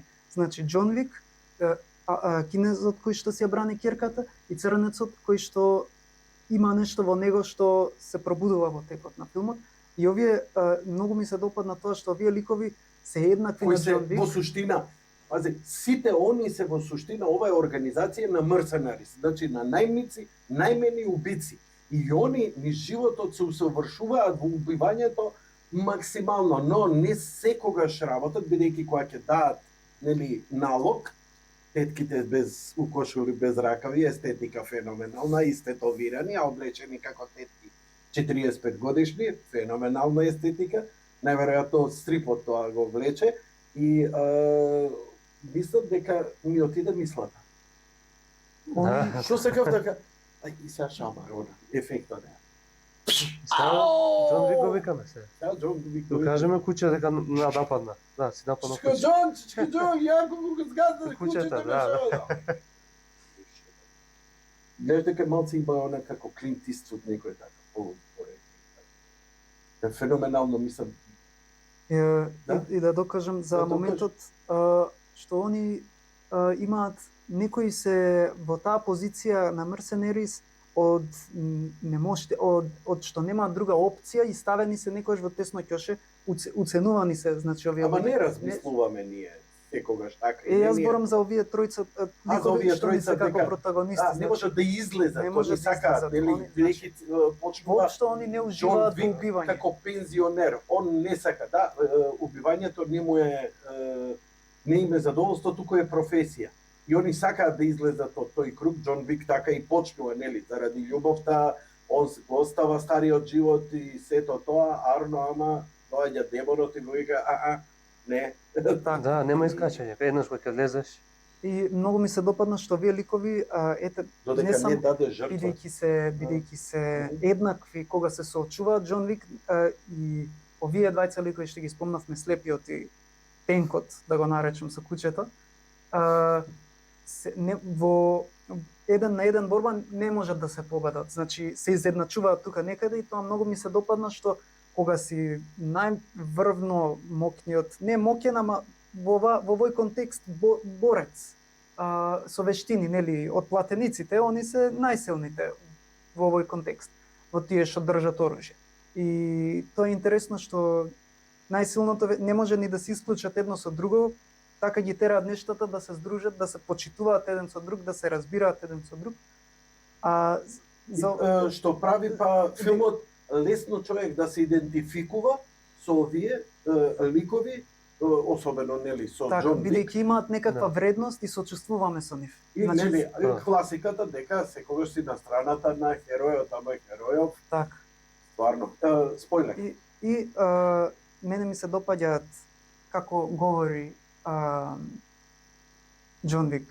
Значи, тој некои велат дека тоа актерски ми е чудно како говори, но тоа е толку прецизно како би говорил човек кој што е толку оддалечен од тоа, не е он воопшто изнервиран, гневен, потресен, туку он толку е оддалечен од сите тие емоции, особено ова можеме да го видиме на возот со женската која што се треси и вика одмазди се за татком или ја ќе се одмаздам.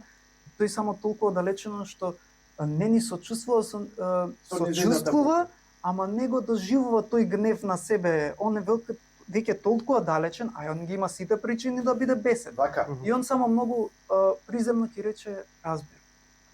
И такви се сите разбира. негови реплики, мали, а кажуваат се што треба. Во суштина се работи, ако емоцијата те надвлада или дозволиш да отиде, ти си готов, бидејќи концентрацијата за преживување не смее да биде, тука е главната поента, не смее да биде водена од емоција. Ти, ако си изнервиран, тажен или ова, сигурно твојот рефлекс губи. Значи, се што е насочено е во фокусот на преживување и на движењата. Ја, како поискусен малце од вас, го правел овој разговор, например, со врвни спортисти. И сум разговарал со нив, например, маратонец, каратиста, значи фајтер и така натаму. Разговарав со тренер на наш човек кој има златни медали во тие фул контакт борби. Значи, најмногу што работат, најмногу што каде е најголемиот фокус е во мајндсетот на борецот.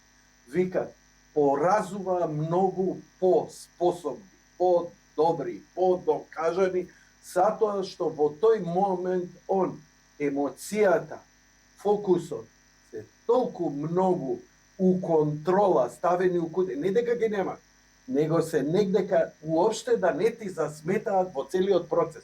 Не е случајно и ова е точно. Но, гасете, бидејќи сега почнуваат спойлери, а и ти ќе ставиш некој онан спойлери, ќе има овдека и така натаму. Џон Вик умира. Како е можно? На крај он испушта душа, Objection. испушта душа како слободен човек, како ја постигнува целта, со изгреј сонцето, нели изгрева сонцето, има тука само едно мало, храмот стои, а сонцето изгрева од страна, обично храмовите се сите свртени врезот на храмни секогаш на исток, но ајде да речеме дека заради временската дилетација, нели, сонцето може да, нели, заради годишните времиња и така натаму, тоа мене ми беше чисто иако, класично каубојски, она атмосфера, она жолта, златна, богата, рич светлина, која цело време не дава оној сивказ, документаристички, уметнички кадар, се е некако како ноќна стража да оживеала и се распослала низ филмот. Џон Вик на крај го закопа, он испушти душа заради раните кои ги доби и мислам дека беше најшокантен момент во филмот. Ти? Да, никој не очекуваше на крајот, после двобојот. Значи, иако све преживеа после првите 3 дела, не очекуваш дека на крајот ќе го тепа, што Да, се безсмртен, вака куршови паѓа кога Ќе го тресаш гледаме овака. како Сенси бил со оние... Или секој пат кога ќе повратат куќе, ќе дојде да ги утепе, ќе се врати у гробот, кај знаеш, може така ќе биде. Да. После Џон Вик планетата е преполна со кучиња. Никој само не куќе. смее да утепа куќе, сите ранат кучиња. Сите рано, да. Планета на кучињата. Не планета на мајмуните, планета на кучињата. И сега што мислиш? Џон Вик мртов е или си правата игранка? Можно е да е сцената со гробот да биде дека Не може. Ме интересира твое мислење. Ја мислам дека ќе си остават простор, што не сака да прават уште филмови со Џон Вик и ќе си остава простор. Се дали ќе биде продолжение, не знам, ама има Мислиш други дека, филмови со него. Киано доследниот филм ќе има скоро 60 години. И мислиш дека веќе го достигна пикот во тој физикус и дека дали ќе може, бидејќи 90% сцените ги одигра Џон Вик, Киано Ривз. Киано Ривз. Да, сам се. оне, стварно викаш до каде е границата, мислам, дури и да е балет и естетика, со сите помагала, ја му ги гледам и тоа е феноменално. На тие години такви движења, таа елегант, значи нема застареност, нема ништо. Ама има еден момент на Јода, кога гледаш ли дека кога ќе почне да пука, папа и после Да, ти се текне- влече кога се лизга малце. Да. Јода едва и оди, ама кога дојде со Кога дојде Каун акција. Дуку, и тој момент, еве сега на памет ми падна. Жив ли е, мртов ли е, добро ли е или ќе гледаме нов Џон Вик? Ја дури сега има расправа дали ќе биде тоа она јапонката која нели Да, ќерката на ќерката на јапонецот, јапонецот да, која да. преживеа и ќе го свети таткото или овој Црнецов кој е многу чуден лик, nobody. Како вика, мисли, јас сум никој. И малце висеше тој лик ни вамо ни таму и не се определи. Дури ми беше тешко да видам, чекај се, овој ќе биде за или против. Ќе отиде за парите или против. Или него он се премисли затоа што Џон Вик му го спаси кучето. Да. Човече, тука настана целата негова емоционална промена да против сите принципи се сврти на кое само заради кучето, бидејќи нели он како кажа, он ми е најбитен. Вика, Па види, Да. Црнецот само да се доискаже Виктор. Тоа вика кучето ги обедини сите на крајот. Да. Он е главниот лик. Аха. Кучето се реса, да. Тебе што твоите гатс ти викаат? Ќе биде нов Џон Вик или ќе го видиме повторно Киано Ривз? Значи кој Џон Вик ќе го видиме, ама не знам дали ќе биде продолжение. Во некој филм ќе го има, да. А мислиш како не знам, мислиш на приквел или на Некој медиуквел? спинов некој. Спинов По некој спинов ќе го има, да. Interesting. Да. Друже режисер. поред храмот влезот, не ga видовме портите, значи колумни видовме, така што уште остава простор дека има можност за влез од правилната страна. Потоа за црната Столбови сакаше. столови, да. Бараше причина човекот со кучето, он не сакаше да работи за тој човек, сакаше парите уште од почеток, ама кога виде со каква, да се изразам, гнаса имаше работа, и он имаше некаде во умот. А стварно негативецот одлично направи. Да. Знаеш ли кој е тој глумец? Ит, Ит, Кловното. главното Да. феноменален е, како физикус е висок, мене ми е убав, иако нели заради очите некои жени не им се свија, ама стварно е еден стас и мислам дека овој како ќе старе, Стелан Саскијар има да го заменува како карактерен глумец, има многу карактер во овој актер, добро?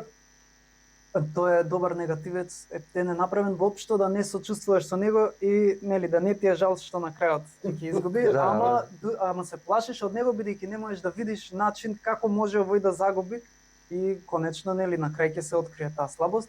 Да се доискажам сега со кучето што е човекот Тенкот, он кога дополнителна Колку причина викаш Тенк? Црнецот, Црнецот, да не црнецот се викате. изразувам со црнец избегнувам. Барем американец кажеш. Е, Така. без разлика. Да.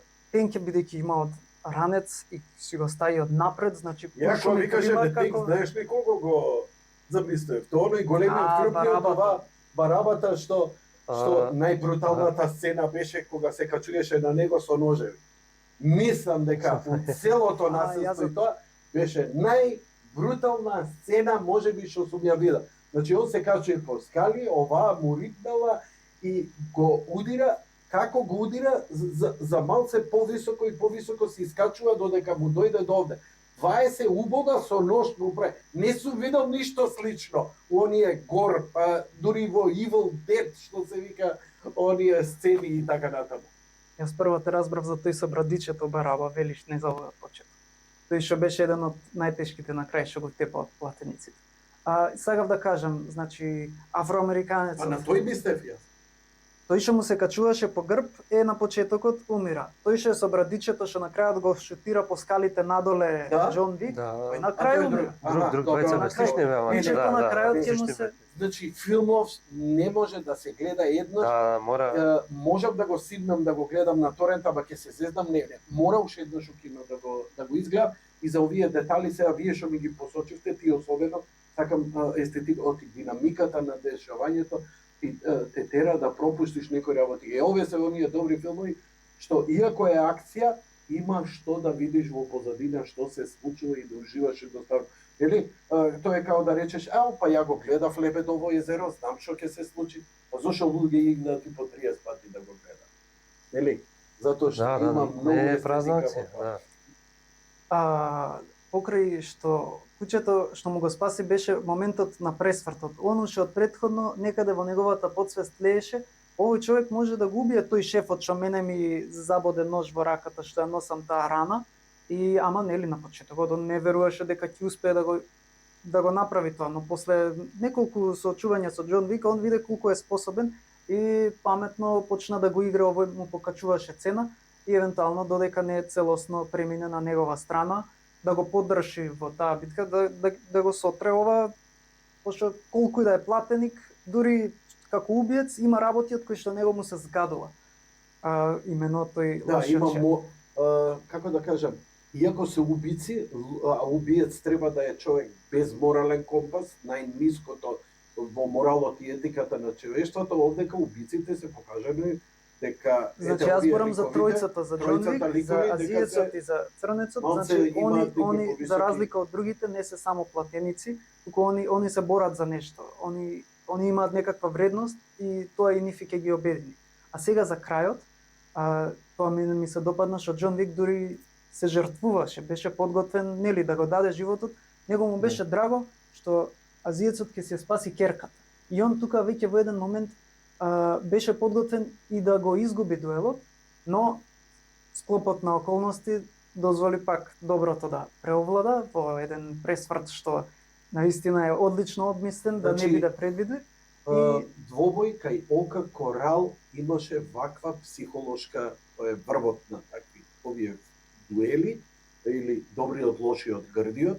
Значи, до таму иде, може да се каже, дека нели современа класика или реминисценција и жртвата, значи геројот на крај едноставно го положува својот живот за едно општо добро и на крај го завршува животот, ама се и завршува мисијата.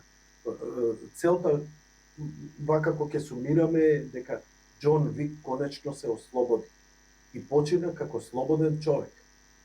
Тоа е изненадувачки што сите се чудиме дека умре, а вистинското чудење е како он жив до сега и што Да, се, да.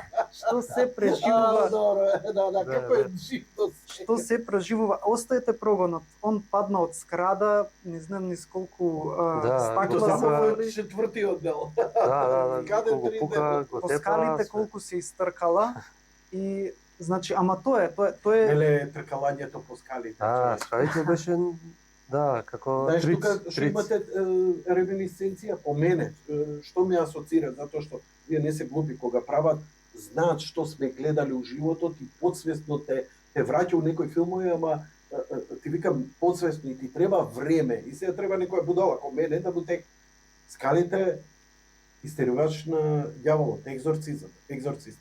Првиот дел, еден од најстрашните, најгледаните, најкултни филмови, еден од 5 најдобри филмови на сите времиња, зборам, што ставам со овакво. Тоа е таа сцена која е апсолутно.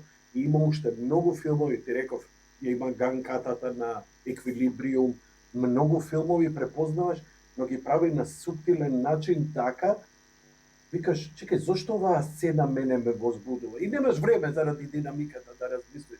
Но он знае дека ти си го гледал Добриот, лошиот, грдиот, дека си го гледал Екзорцист, дека тоа се филмови кои ставаат траен белег бе човече. Не си равнодушен на такви филмови и тој филм ти оставил некоја емоција и он ќе се заигра со таа емоција.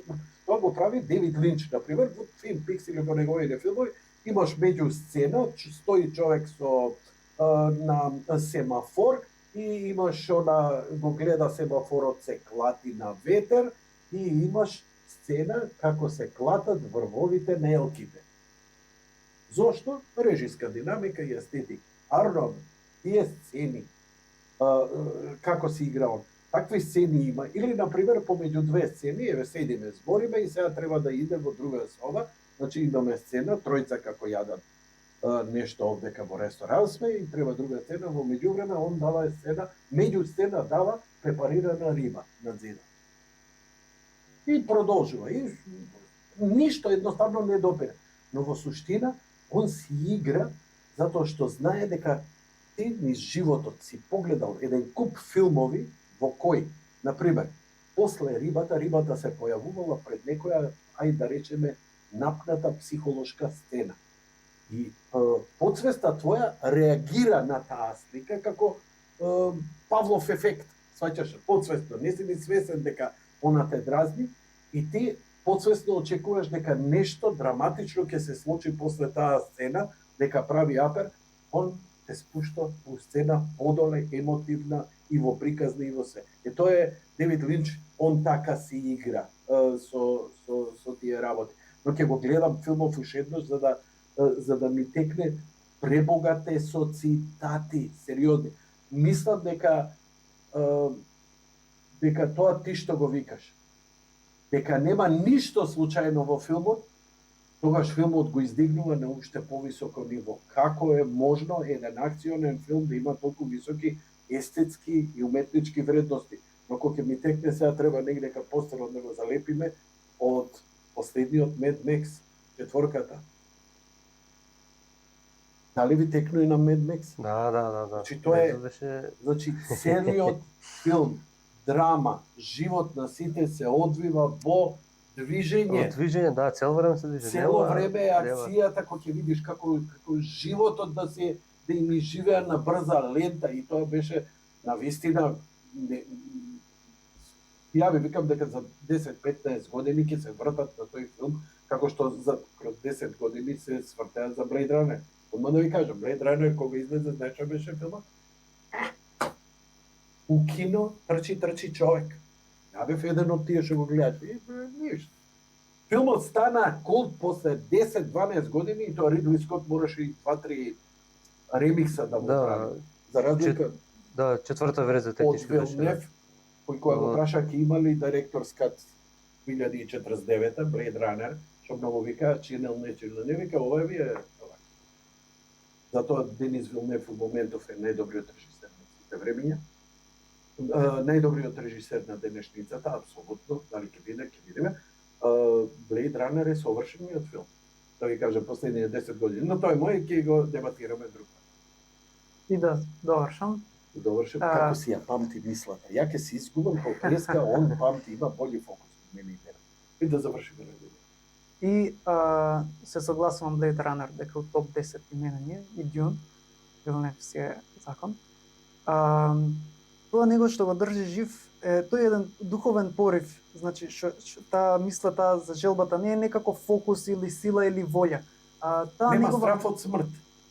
У суштина. Нема, него и го влече таа, нели, да речеме духовна вредност, одошто некаква Да исполни целта. материјална желба. Таа е една виша мисија и таа е таа што него го држи жив, или да речеме креаторот одлучил да го држи жив додека не исполни за тоа што и го донел овде на свет. Секој треба да се прашаме како е жив, а не како. Ова е многу јако, да, сме слушнале, нели, и имало луѓе што со фатални рани уште еден ден ќе доживее, ќе направи нешто, светители кои што без глава ќе дојде до црквата и ќе си легне тука.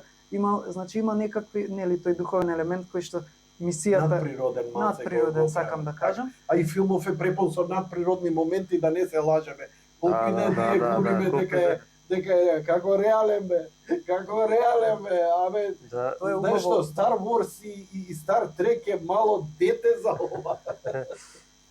Убаво е тоа, нели, ние во културните творештва додадеме тој еден шмек на духовност и тоа го прави делото многу поубаво за гледање.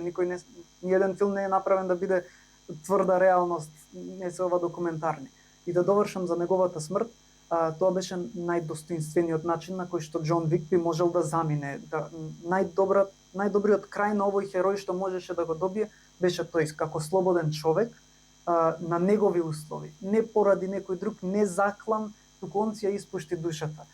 Моментот, он немаше фатални рани. Он немаше... Како не беше слезината внатрешно крварење, овој го погледна, сваќаш у онаа сцената и му стана јасно, иако си викаш, зашто не викнат бе брза помош да го закрпат, дека бе две трансфузии ќе го вратат. Филмот заврши пред ние да видиме дали ќе се викне брза помош и јас тоа велам, значи витални органи, освен евентуално слезината овдека, значи он срце, бубрек, не загуби. Ја да ви кажам, ја имам изгубено слезина и тоа кога дете. 18 сати крварев. Додека ме оперираа да бе заправ. Ова е жива вистина. На 7 години ме удира, ми прснува, тоа е 8 сабајле, и прснува слезината од ударот од автомобил, ме држат дури на полноќ операцијата. Не ми даваа крв, бидејќи бев свесен цело време и заради шокот многу детали се сеќавам од тоа. Крв не добивав ја крвна плазма. Дури за време на операцијата мене ми дадоа крв и ме закрпи. Значи човечкиот организам и покрај куршум, пази јас сум експлозија кај мене се случила на тоа. А викам цело време и тоа како они консултираат и лекари и све и така натаму. Случај мал милион имаш ти на преживување на луѓе со куршум во чело. И то им дошол у emergency room, абе, глава нешто ме боли, или грбов ме боли, дај да те видам, нож зариен у него, и то поприлично.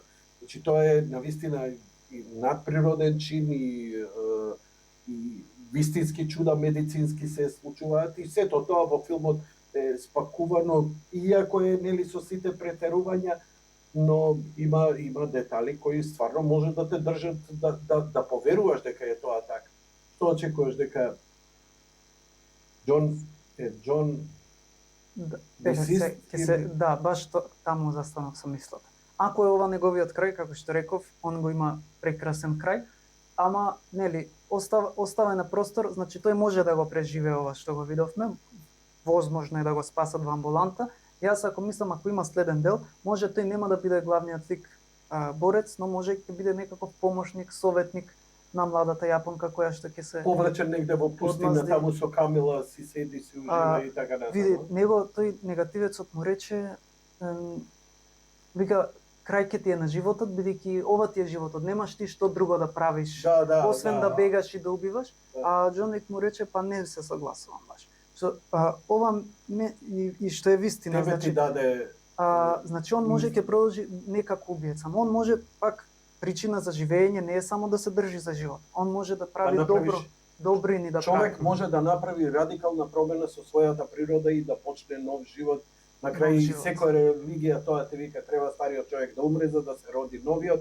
Тоа не е само у физичка смисла, тоа е и во духовна смисла. Значи тој има искуство што може да го пренесе Но и што може твоите, окей, ова е академски и стручно. Мене ме интересира. Што твоите гатс велат? моите гад се строго во согласно со моите академски, Не знам. нема двоење кај мене, умот и сите останати или не? органи. Ќе го видиме у шеска или у петка или не? Јас велам имам можност да е жив ако има петка. Ако се договорат у студиото добар договор, ако му речат добри се парите, немам друг проект, ќе го видиме жив. Вака според приказната, ни самите немаат одлучено што ќе биде, они си Дали знаат мислиш тоа. дека Јас Џон сум Вик задоволен со таа несигурност. И пак велам, значи он ако продолжи да живее, може ќе биде као помагател на младата јапонка што ќе се одмести. дали треба да заврши Џон Вик како серијал? Дали треба да заврши Киано Ривз, па да продолжи со некои други? Што мислиш? Би те влечела ли петка да го видиш? Ако има петиот, да. Ако продолжи во ова темпо кој што го прави овие 4 дела, со тој вид на акција со Добро. тие кадри, ако така Ама од успокои кај ќе знаеш ако не го гледаш? Значи ќе мора да го гледаш. Ние не знаевме што да очекуваме. Да, треба да не направи, изненади. да. Ама тоа не значи дека секој филм изненадува. Тројката не изненадуваше, но имаше своја вредност. Да. Кој што викаш ти, треба да се направи, треба да направи петката, ако прават, па да видиме како ќе го развиват, дали ќе успеат да надминат четворката, дали ќе успеат подлабоко да направат по суштински, Кога се Со прави поголема франшиза, гледаш дека се остава многу простор и публика да заборави, и да се видат реакции, и да се соберат парите, и да се направи целата математика, да се направи совршено. Плюс тоа, ова бара години вежбање, кореографија, праење, ако се согласат. Дали мислиш дека е тука веќе да се затвори франшизава и да си остане во легенди, или да се иде натаму брзи и бесни до 10-ти филм? Не знам што да ти кажам. Ако сакаат, ако имаат Не, интерес тебе ти, твое продуцентите, мислење. публиката со задоволство ќе сакаме уште. Тоа би интересира. И Го сака ликот и би го го сака гледал. ликот, има 100 дела, 100 ќе ги знаеме. Киано Ривз го да, сакаме и сите да ни го дадат нешто друго, ќе го гледаме, но тоа е стварно мил човек. Не сте го гледале неговото временско патување Тет и... Да, те ти бил, да. Таму ми се Да. допаѓа. Не. Во Спид двојка не сте го гледале. Или во нок. Јас ќе кажев, Киано е совршен за ова. И искрено, Киано е лош глумец. Он Да, не он може е во Шекспир. потезите, он он не е може во ништо. акцијата, Но- да. Пази, кога ќе го гледаш еден Арнолд Шварценегер, кога го глуми Терминатор, не постои друг актер на светот. Тоа е совршена улога. Ете се најде во таа камерност на безизразно, он е совршен. Има само еден подобар од негов без израз кој не глуми, но неговата сериозност толку влече лик прави, е Бастер Китон, кој никогаш не направи гримаса, а не утепа од смеење. Тоа е Бастер Китон, треба да го изгледате чисто заради култура од времето на немите филмови.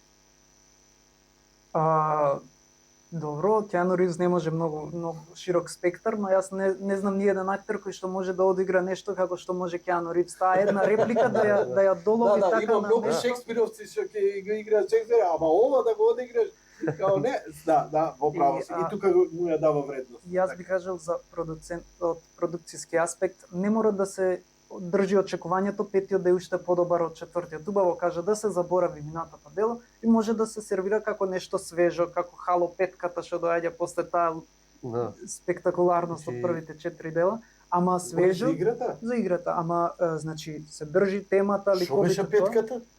Чекај сега, морам те На, подсетам. Што беше четирите дела? Не, има време, тоа другата е, друг подкаст. си започнува нова како нова сага, сакам да кажам. Значи, Значи да, не е одма наградување може петката да биде како приквел на Кецот, како он влегува во хајте во што го на И теро да ова влезе, каже па да... дека крај нема. Ова е подкаст со кој ќе се занимаваме, очигледно нема само со филм, ќе се занимаваме и со ТВ, ќе се занимаваме со серии, а еве гледам дека ќе се занимаваме и со геймање.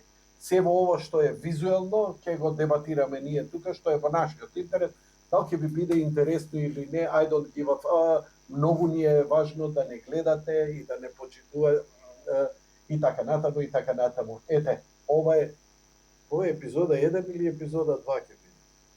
Па убаво е Ќе да го не се ставиме повеќе со- од 30-40 минути по епизода. Значи, ова да биде втора епизода. Ама со- тематски сме во една целина. Значи, Џон Вик, овдека сме тематски Џон Вик, без мојот воведот да го оставам, ова не ваме таму, во меѓувреме ќе работиме на Или еве естетиката и графиката. премиерната која е подолга. Ќе го гледаш уште еднаш Џон Вик во кино? Да, дефинитивно. И Би сакал само обврските ќе од да или пределат тоа. не викам дали ќе отидеш. Дали би Не, го гледал? кажеме, ево Да. како немаш, Да, би го гледал. Ја се мислам затоа што ме чекаат многу филмови, а што прави Џон Вик? Кога ќе го изгледа Џон Вик, таа е убава естетика и таа убава динамика, толку многу плени, ќе ти го искине ако после многу кратко време изгледаш некој филм. Ми требаше 2 дена да се исчистам за да гледам следен филм, затоа што филмот, иако делува плитко, нема текст, ово, она, многу остава силен печаток, а тоа е вистински рецепт за уметност и успех. Поздрав од мене, Максим и Не. Виктор. Да, мислам одевен збори веројатно и ние ќе добиеме. Јас Изборите ме како Џон Вик.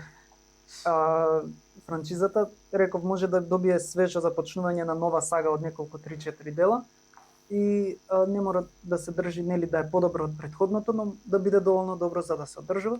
И за крај би рекол, и мене ми е ова, мене во првите топ 10 филмови што ги имам гледано вака all Да. time.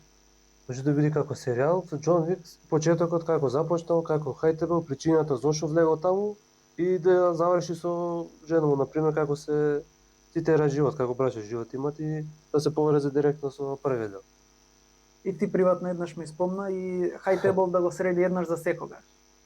И Да, бе, High Table не го Хајтебл не го сретнавме. среди, да. Абе, не го И во сретнавме High Table. Тоа е организација И во самиот- каде што вика да. Хидра ќе изникнува. Во Хидра, во самиот филм може би спомна, тоа значи- и не е нешто што се истребува, туку е нели као што е речено на Тоа е овој земски свет. Посебна злото нема да серија се тоа може истреби. биде за целата политика, хиерархија како функционира светот сега Хајтебл. Да, тоа е може еден би цел посебно. универзум како Цел универзум може. Марвел што истера И- нели со серии, со филмови, кој имаше една позадина, Хидра и нели сите тие опасности, така Уште Дори ги без има, Џон да. Вик Да, може. уште ги Те има. Може го добро мислам. да се направи, значи оде Њујорк не имаше хотел, имаше во Токио, имаше во Париз, во Берлин. Сите тие може да се разлавучат да биде Дисни ли е зад Џон Вик? не, мислам не беше дис. Имаат ли тогаш овие толку милиарди за да Лајзби. направат такава франшиза? Па следејќи спрема филмов може да им дадат. Ама Има вака со филмот има предност дека добро помине. интересно ќе биде. Океј, добро. Толку? Кат. Да. Ха-ха.